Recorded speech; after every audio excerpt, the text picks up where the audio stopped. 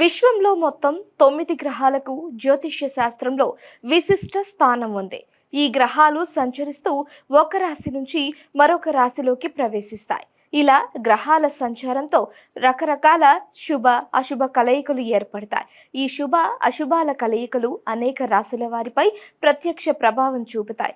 అదేవిధంగా జూన్ 12న శుక్రుడు మిథున రాశిలోకి, జూన్ 14న బుధుడు మిథున రాశిలోకి ప్రవేశిస్తారు. దీనివల్ల లక్ష్మీనారాయణ రాజయోగం ఏర్పడనుంది. ఈ రాజయోగం అన్ని రాశులను ప్రభావితం చేస్తుంది. జ్యోతిష్య శాస్త్రం ప్రకారం ఈ సమయంలో ఏర్పడిన లక్ష్మీనారాయణ రాజయోగం ముఖ్యంగా ప్రయోజనకరంగా ఉంటుంది. ఈ 3 రాశులకు అదృష్టాన్ని తెస్తుంది. ఆ అదృష్ట రాశులేవో ఇప్పుడు తెలుసుకుందాం. లక్ష్మీనారాయణ రాజయోగం చాలా పవిత్రమైన యోగంగా పరిగణించబడుతుంది.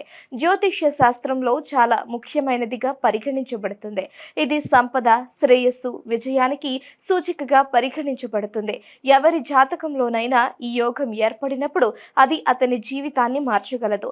ఆర్థిక, సామాజిక స్థితిని కూడా మార్చగలదు. ఈ యోగం ప్రధానంగా సిరి, సంపద విషయాలలో ప్రయోజనకరంగా ఉంటుంది.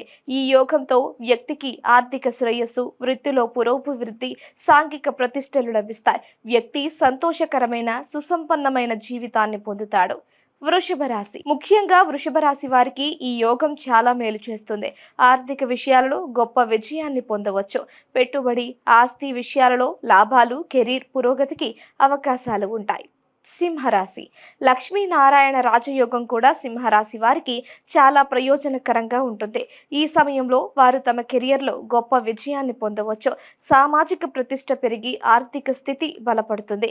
జీవితంలో కూడా సిరి సంపదలు లభిస్తాయి. మకర రాశి. మకర రాశి వారికి కూడా ఈ యోగం చాలా శుభప్రదం అవుతుంది. వ్యాపార, ఉద్యోగాలలో పురోగతికి అవకాశాలు ఉంటాయి. ఆర్థిక విషయాలలో స్థిరత్వం, పురోగతి ఉంటుంది. ఈ సమయం పెట్టుబడికి కూడా చాలా అనుకూలంగా ఉంటుంది. లాభాల అవకాశాలు పెరుగుతాయి.